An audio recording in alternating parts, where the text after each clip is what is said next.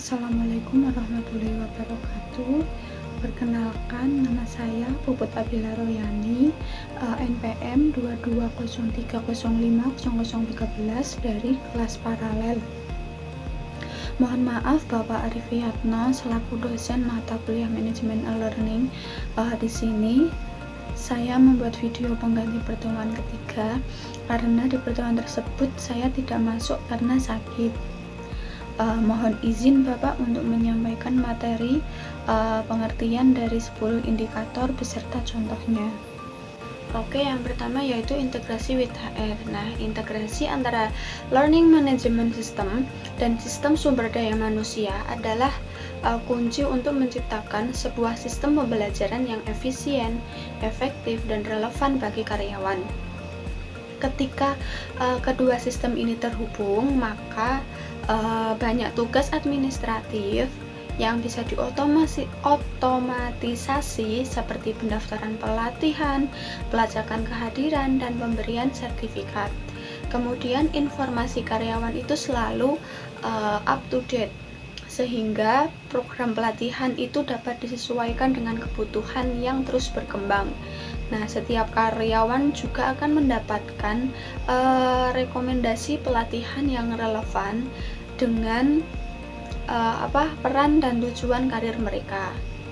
Contohnya, yang pertama yaitu payroll dan yang kedua yaitu talenta.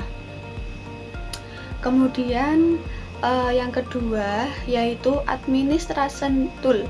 Nah, alat administrasi adalah fitur-fitur dalam learning management system yang membantu administrator mengelola semua aspek pelatihan.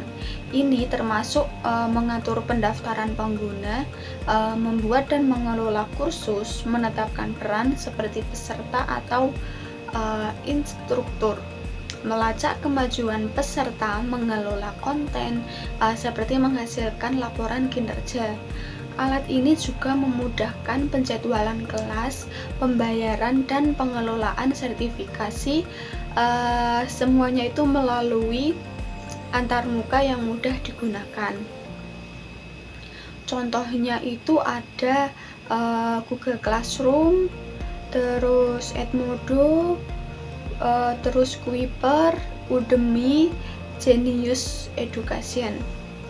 Kemudian yang ketiga itu akses konten. Nah, akses konten ini adalah kemampuan untuk mengakses konten tertentu seperti konten profil, konten folder. Akses konten yaitu filter yang harus ada di LMS. Nah, contohnya pembatasan akses izin, akses filter konten, pembayaran. Kemudian yang keempat yaitu pengembangan konten. Nah, pengembangan konten adalah proses menciptakan, mengelola, dan mendistribusikan konten yang relevan dan berharga untuk audiens. Nah, target tertentu.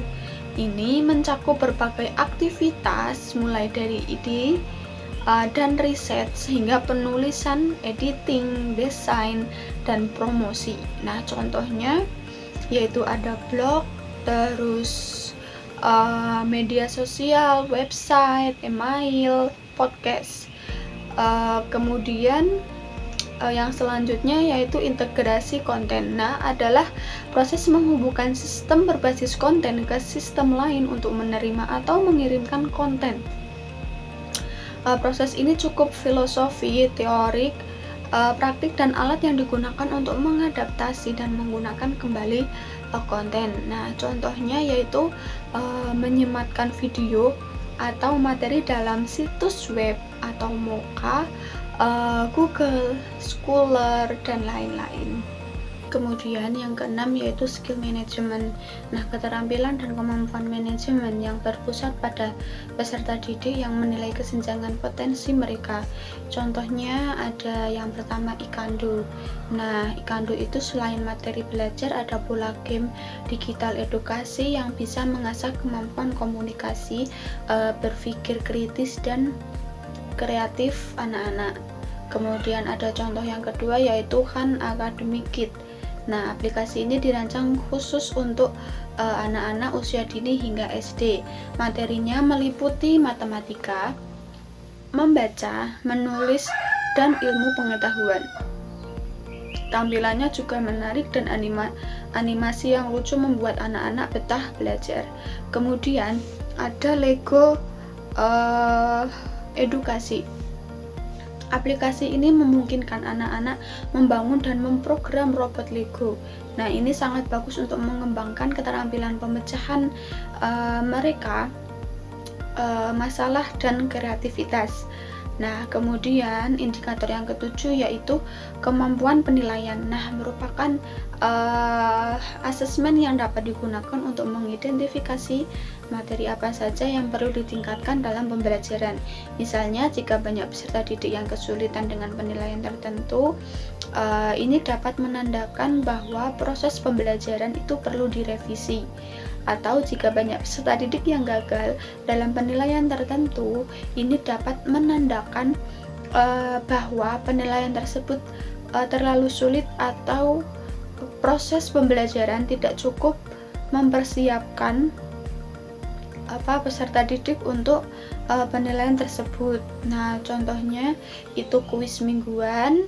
Nah, kuis mingguan itu dapat menggunakan misalnya Quizizz, Kahoot, Wordwall, ataupun Educandy. Kemudian yang kedua yaitu pretest dan posttest bisa menggunakan Google Form. Kemudian yang ketiga sesi tanya jawab melalui polling. Kemudian yang kedelapan indikatornya yaitu adherence to standard. Nah, kepatuhan terhadap standar adalah sistem manajemen pembelajaran atau LMS yang memiliki fitur untuk melaksanakan program pelatihan yang berfokus pada kepatuhan. Nah, LMS yang patuh terhadap standar kepatuhan dapat memastikan keselamatan dan keamanan pembelajaran, serta melindungi peserta didik dan organisasi yang menyediakan pelatihan. Nah, contohnya yang pertama itu ada Spring Learn. Nah, Spring Learn ini adalah sistem manajemen pembelajaran dengan fitur-fitur yang sangat cocok untuk pelatihan kepatuhan di antara kasus penggunaan lainnya. Kemudian yang kedua ada Talent LMS. Nah, adalah sistem manajemen pembelajaran berbasis cloud yang dirancang untuk membantu mengatur manajemen pelatihan kepatuhan dan program pelatihan lainnya.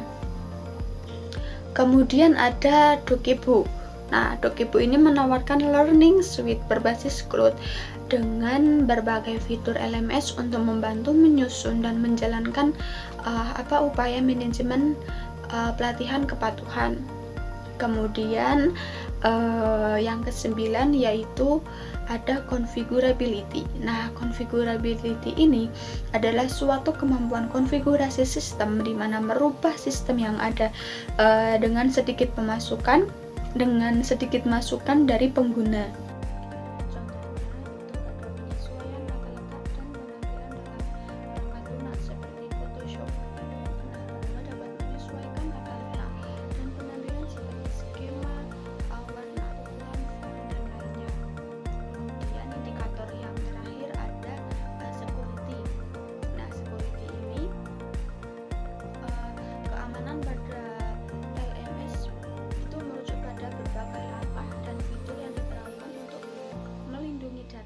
Informasi dan interaksi pengguna dalam sistem tersebut. Nah, kemudian ada beberapa aspek utama dari keamanan dalam LMS. Nah, yang pertama yaitu perlindungan data sensitif. Nah, keamanan berfokus pada melindungi informasi pribadi pengguna seperti nama dan alamat email. Kemudian yang kedua autentikasi dan otorisasi.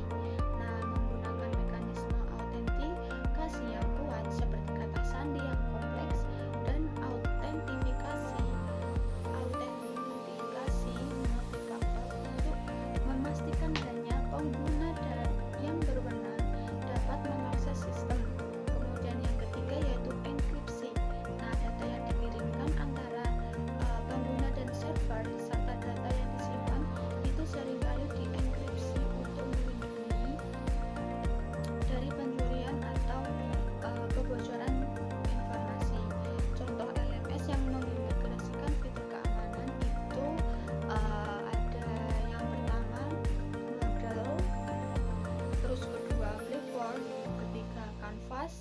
keempat Talent LMS, kelima Saul Litmos, dan yang keenam ada Ernesto